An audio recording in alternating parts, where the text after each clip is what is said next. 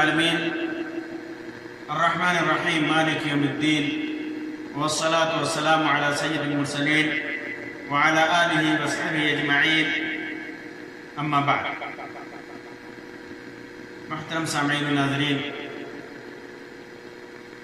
صحیح مسلم کے اندر سلمہ ابن اکوع رضی اللہ تعالیٰ عنہ کی ایک روایت ہے.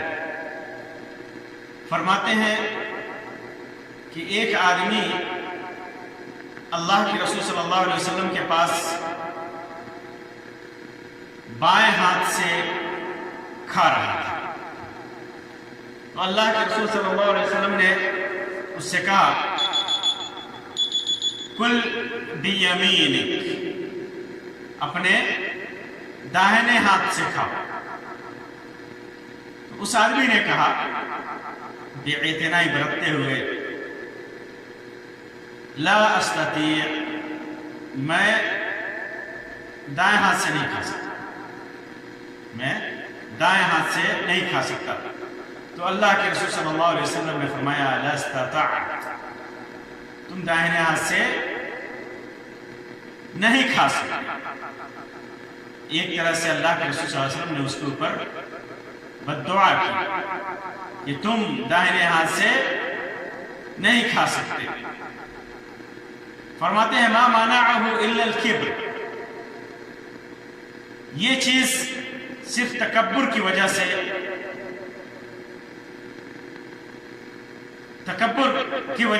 یہ کام اس سے ہوا. اس نے تکبر کی وجہ سے ایسا نہیں کیا، گھمنڈ کی وجہ سے. قال، فرماتے ہیں کہ فما رفعها الى فیہ، پھر اس کے بعد داہنا ہاتھ اس کے منہ تک کبھی نہیں پہنچا. اس روایت کے اندر کئی چیزیں ہیں، کئی چیزوں کا بیان ہے. سب سے پہلی چیز یہ کہ اللہ کے رسول صلی اللہ علیہ وسلم نے مسلمانوں کو ہر چیز کے اندر آداب کا خیال رکھنے کی تعلیم دی گئی ہے. یہاں تک کہ کھانے پینے میں بھی صحیح آداب کی تعلیم دی گئی ہے کہ آدمی صحیح آداب کا خیال رکھے. کھانے پینے کے مسائل قرآن و سنت کے اندر جگہ جگہ بیان کیے گئے ہیں. بسم اللہ کر کے کھانا ہے، داہنے ہاتھ سے کھانا ہے، اپنے سامنے سے کھانا ہے، کھانا کتنا کھانا ہے، کیسے کھانا ہے، کب کھانا، یہ سارے بیانات موجود ہیں کھانے پینے کے آداب میں. میں نے ایک ویڈیو میں اس چیز کی وضاحت کی تھی، اس کے آداب بیان کیے تھے. بہرحال اللہ کے رسول صلی اللہ علیہ وسلم نے انہی آداب میں سے ایک ادب کی تعلیم اپنے سامنے والے کو دیا. اور جب دیکھا کہ وہ آدمی بائیں ہاتھ سے کھا رہا ہے تو اللہ کے رسول صلی اللہ علیہ وسلم نے اسے نصیحت کی اور کہا کہ داہنے ہاتھ سے کھاؤ، داہنے ہاتھ سے کھاؤ. اللہ کے رسول صلی اللہ علیہ وسلم کا بھی طریقہ تھا اور داہنے ہاتھ کھانے کا حکم بھی ہے. اور بائیں ہاتھ سے ممانعت کی وجہ، سب سے بڑی وجہ یہ ہے کہ بائیں ہاتھ سے، جیسا کہ روایت میں صراحت ہے، بائیں ہاتھ سے شیطان کھاتا ہے، شیطان بائیں ہاتھ سے کھاتا ہے. اور ایک بڑی وجہ اور سب سے اہم وجہ یہ بھی ہے کہ عام طور پر گندگی وغیرہ ظاہر کرنا قضائے حاجت کے وقت یا ناک وغیرہ کان وغیرہ کی صفائی کے وقت انسان عام طور پر بائیں ہاتھ کا استعمال کرتا ہے، دائیں ہاتھ کا استعمال نہیں کرتا ہے. کھانے والا کام جو اچھا کام ہے انسان داہنے سے کرے، یہ اسلام کی تعلیم ہے. تو اللہ کے رسول صلی اللہ علیہ وسلم نے اسے کہا کہ تم داہنے ہاتھ سے کھاؤ. اس نے کہا کہ میں نہیں کھا سکتا. تو اللہ کے رسول صلی اللہ علیہ وسلم نے کہا کہ تم کبھی نہیں کھا سکتے، جس کا نتیجہ یہ ہوا کہ پھر وہ کبھی اپنا داہنا ہاتھ اپنے منہ تک نہیں اٹھا سکا، داہنے ہاتھ سے وہ نہیں کھا سکا. یہ روایت جہاں اسلامی آداب کی اہمیت کو واضح کرتی ہے، وہیں اس بات کی وضاحت بھی کرتی ہے کہ جو انسان جو انسان تکبر اور گھمنڈ کے چلتے دین اسلام کے کسی بھی شعیرے کا، کسی بھی حکم کا انکار کرتا ہے، وہ بددعا اور عقوبت و سزا کا مستحق ہے، وہ عذاب اور سزا کا مستحق ہے۔ اس کے اوپر کبھی بھی کسی بھی شکل میں اللہ کا عذاب آ سکتا ہے، اللہ کی سزا آ سکتی ہے، اللہ اسے سزا میں مبتلا کر سکتا ہے۔ جس نے بھی دین اسلام کے کسی بھی شعیرے کا گھمنڈ کرتے ہوئے، بے اعتنائی برتتے ہوئے، نفس کی بات مانتے ہوئے اگر انکار کیا ہے، اعراض کیا ہے اس سے، تو پھر اسے اللہ کی سزا کا منتظر رہنا چاہیے۔ اللہ اسے سزا دے گا، اگر دنیا میں نہیں دے گا تو قیامت کے روز ضرور اس سے حساب لے گا، ضرور اس سے پوچھ تاچھ کرے گا۔ یہی وجہ ہے کہ اللہ کے رسول صلی اللہ علیہ وسلم کی سنتوں کا انکار کرنے والا کبھی بھی فتنے میں مبتلا ہو سکتا ہے، کبھی بھی عذاب میں مبتلا ہو سکتا ہے، کیونکہ اللہ تبارک و تعالیٰ نے واضح طور پر حکم دیا ہے کہ رسول جس چیز کی تعلیم دے، رسول جس چیز کا حکم دے اسے اختیار کرنا ہے، اور جس چیز سے روک دے اسے فوراً رک جانا ہے۔ اللہ تعالیٰ نے فرمایا وَمَا آتَاكُمُ الرَّسُولُ فَخُذُوهُ وَمَا نَهَاكُمْ عَنْهُ فَانْتَهُوا، جس چیز کو اللہ کے رسول صلی اللہ علیہ وسلم دے اسے لے لو، اور جس چیز سے روک دے اسے رک جاؤ۔ تو جن چیزوں سے بھی اللہ کے رسول صلی اللہ علیہ وسلم نے روکا ہے اس سے رکنا ہے۔ اگر کسی نے گھمنڈ کیا، کسی نے بے اعتنائی برتی، اعراض کیا، تو اسے تیار رہنا چاہیے اس چیز کا، اللہ تبارک و تعالی کی سزا کا۔ اللہ تبارک و تعالی فرماتا ہے وَلْيَحْذَرِ الَّذِينَ يُخَالِفُونَ عَنْ أَمْرِهِ أَن تُصِيبَهُمْ فِتْنَةٌ أَوْ يُصِيبَهُمْ عَذَابٌ أَلِيمٌ۔ سنو جو لوگ رسول کے حکم کی مخالفت کرتے ہیں انہیں ڈرتے رہنا چاہیے، ان تصیبہم فتنہ او یصیبہم عذاب علیم، انہیں ڈرتے رہنا چاہیے جو لوگ رسول کے حکم کی مخالفت کرتے ہیں، چاہے آپ صلی اللہ علیہ وسلم کی زندگی میں یا آپ صلی اللہ علیہ وسلم کی وفات کے بعد قیامت تک جو لوگ رسول اکرم صلی اللہ علیہ وسلم کی سنت، آپ کی صحیح احادیث اور آپ صلی اللہ علیہ وسلم کے طریقے اور آپ صلی اللہ علیہ وسلم کے امر و حکم کی جو مخالفت کرتے ہیں، انہیں ڈرتے رہنا چاہیے اس بات سے ان تصیبہم فتنہ، کہ کہیں ان پر کوئی زبردست آفت نہ آ پڑے، کہیں زبردست آفت نہ آ پڑے، او یصیبہم عذاب علیم، یا انہیں دردناک عذاب نہ پہنچے۔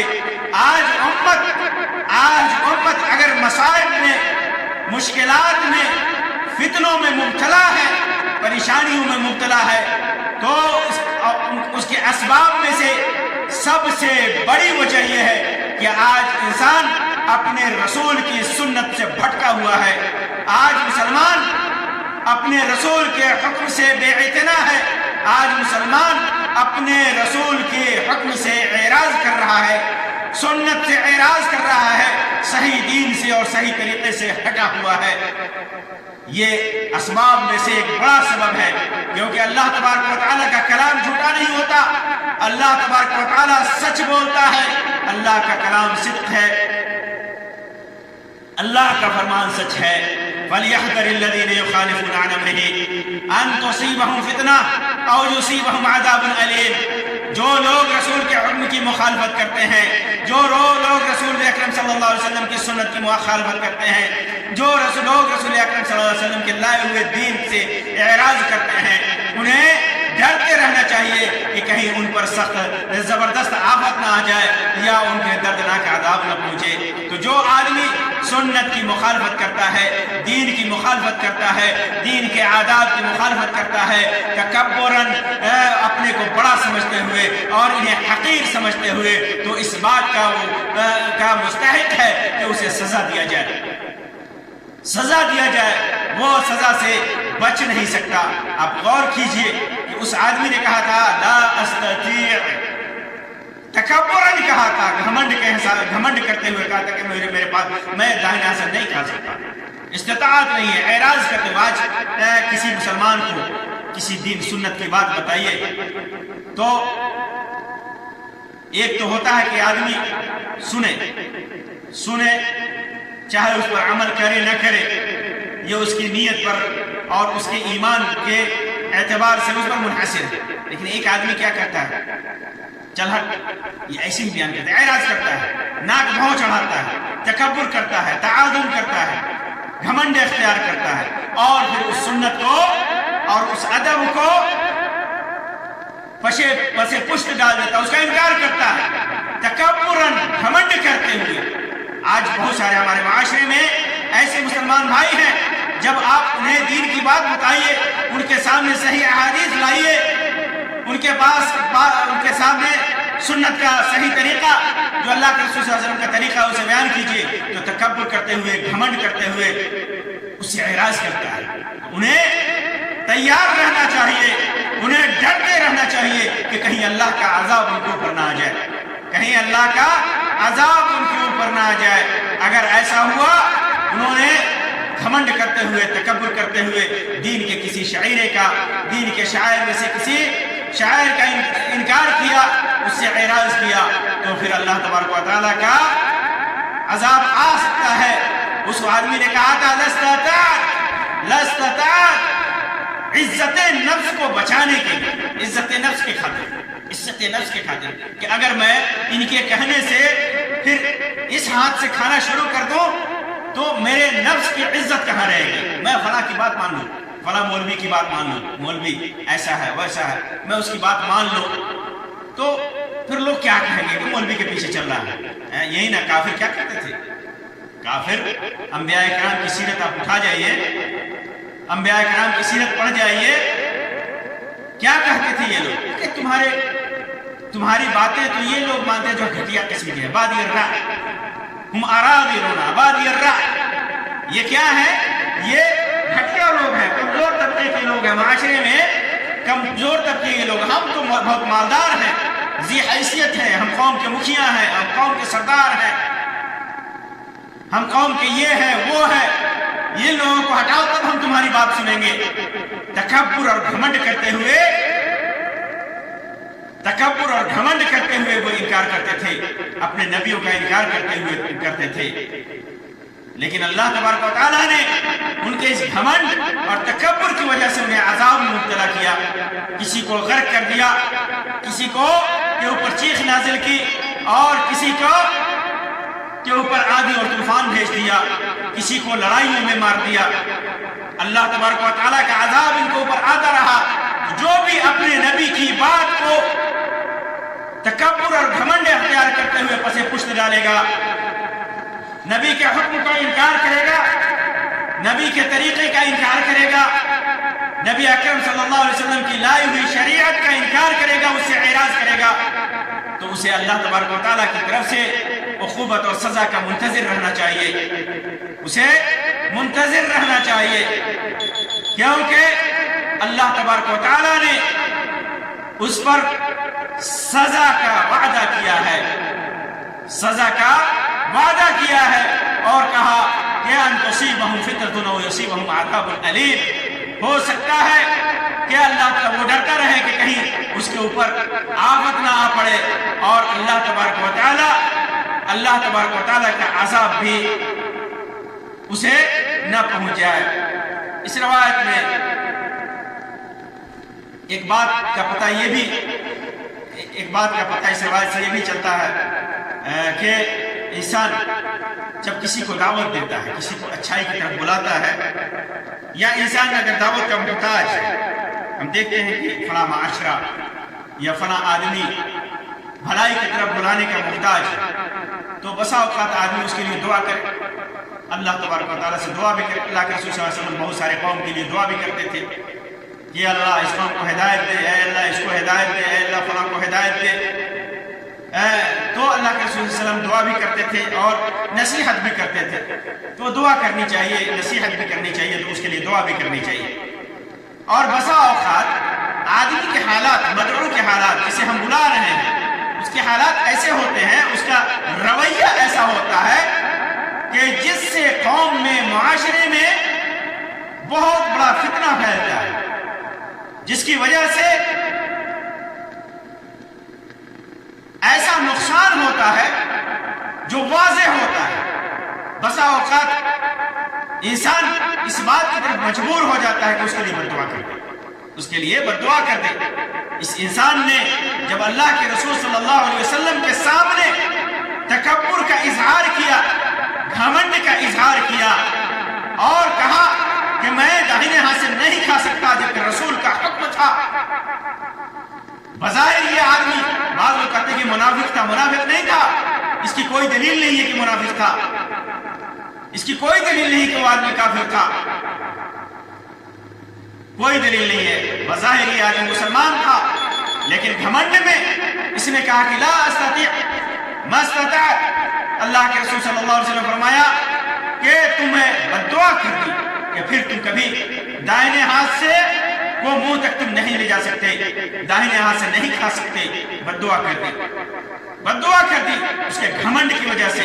انسان کے گھمنڈ اور تکبر کی وجہ سے انسان سے بسا اوقات کسی انسان سے دین کو, شریعت کو, نبی اکرم صلی اللہ علیہ وسلم کی شان کے اندر گستاخی کو بڑھاوا ملتا ہو اور شریعت کا انکار ہوتا ہو, دین کا انکار ہوتا ہو, اللہ کی تحقیر ہوتی ہو, تو ایسے انسان کے لیے دعوت کے ساتھ ساتھ اگر وہ نہیں قبول کرتا ہے تو آدمی بد دعا بھی کر سکتا ہے, آدمی بد دعا بھی کر سکتا ہے. تو یہ دعوت میں دونوں طریقے آدمی اختیار کر سکتا ہے. ہدایت کے لیے دعا بھی کر سکتا ہے, اور اگر اس سے اس کا ظلم, اس کا شر اور اس کا تکبر, اس کا گھمنڈ حد سے زیادہ بڑھا ہے تو آدمی اس کے لیے بد دعا بھی کر سکتا ہے, بد دعا بھی کر سکتا ہے. تو غور کیجئے کہ تکبر اور گھمنڈ کی بنیاد پر دین اسلام سے اعراض کا کتنا بھیانک انجام ہے. تکبر اور گھمنڈ کی بنیاد پر خود کو انسان بڑا سمجھے اور دین اسلام کے کسی شاعر کا کو حقیر سمجھے, گھٹیا سمجھے, تو انسان کس طرح سزا کا مستحق قرار پاتا ہے. اسلام ایک مومن تو وہ ہوتا ہے جو چھوٹی چھوٹی اسلام کے شعائروں کی عزت کرتا ہے, اس کی توقیر اور تعظیم کرتا ہے. یہودیوں نے پوچھا تھا صحابہ کرام سے کہ محمد تو چھوٹی چھوٹی باتیں بتاتا ہے, تو کیا جواب ملا تھا کہ ہاں, یہاں تک کہ حتی الخراء, قضائے حاجت, پیشاب و پاخانے کے مسئلے بھی, اس کے آداب بھی ہمارے رسول بیان کرتے ہیں. تو یہ فخر کی بات ہے کہ ہمارے دین میں, ہماری شریعت میں چھوٹے چھوٹے آداب کا بیان کیا گیا ہے, اور اس پر آدمی عمل کرے نہ کرے لیکن کبھی بھی تکبر اور گھمنڈ کی بنیاد پر انہیں حقیر نہ سمجھے اور اس پر ان کو حقیر سمجھ کر کوئی اعراض نہ کرے کہ کہیں ایسا نہ ہو کہ اس کی وجہ سے اللہ تبارک و تعالیٰ کا عذاب پہنچ جائے اور انسان فتنوں میں اور آزمائش میں مبتلا ہو جائے. اللہ تبارک و تعالیٰ سے دعا ہے کہ اللہ تبارک و تعالیٰ ہمیں دین اسلام کے ہر حکم کو ماننے کی توفیق عطا فرمائے اور ہر حکم کو سینے سے لگانے کی توفیق عطا فرمائے. اللہ تبارک و تعالیٰ ہمیں کسی بھی قسم کی برائی اور کسی بھی قسم کی معصیت اور گناہ سے بچائے. آمین یا رب العالمین. وآخر دعوانا ان الحمد للہ رب العالمین وصلی اللہ علی خیر خلقہ وسلم. والسلام علیکم ورحمۃ اللہ وبرکاتہ.